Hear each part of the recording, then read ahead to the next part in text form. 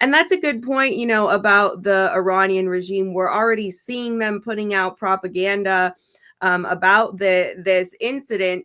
And of course, inevitably, I know we're going to get the commentary and the questions that doesn't this mean that, Iran is winning and we haven't decimated their military as much as, we've heard Secretary of War say that we have. I feel like there's a lot more nuance involved when you are in a conflict, that the enemy may still have an ability to fight back, but their overall operational capability is what's being assessed here. So maybe you could tell us a little bit more about that, and how should we be looking at this incident where they were able to shoot down one of our jets? Now, it's a great subject. Remember, we had 6 weeks of after Desert Shield ended, and we moved into a Desert Storm, which was the actual combat operations.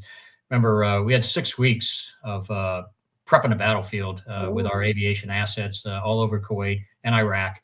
But obviously, the mission back then was to expel Saddam Hussein from Kuwait. So we prepped for 6 weeks, day and night, 24 hours a day. We bombed the heck out of them in the Iraqis that were ingrained in Kuwait at that time. So even after 6 weeks, there's still potential for risks, whether it's shoulder-fired SAMs, SA-7s, SA-14s, maybe assets that had pretty well dug in and hidden, ZS-23-4s, AAA. There's a lot of assets that they could still have. And I think what I experienced during Desert Storm was a progression of where we worked our way down in altitude over the area. We kind of started out high, took out the big assets. So obviously in this situation, we used our stealth capable aircraft first.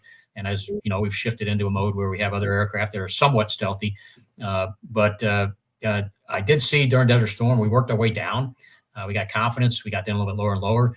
However, we always knew there was a risk and that there's always, it's not a clean battlefield there. So a couple of times for me and my pilot, SA-7s, SA-14s, heat seeker missiles were the ones that almost got us. Besides all the AAA, once you started flying into it, you realize it was below you, above you, and it was like, okay, I guess it's around us too. You just kind of say a prayer sometimes and you keep going. The faith of God helping you out sometimes is what goes through our brains. Being lucky. You don't want that one lucky AAA round, which I had a good friend of mine did take a AAA round through his F-18 Delta. And it's just, sometimes it's pure luck. But as we move down in altitude, we get a little more confident. You do want to hit the targets. Obviously, the accuracy of these weapons are way better than what we had in 1991 during Desert Storm. So they can probably stay up at altitude a little bit more. But I'm sure these guys are getting down a little bit lower. They were looking at some targets a little bit closer. And that's the risk you take. But again, the training is there. It's very good news that we've already got one.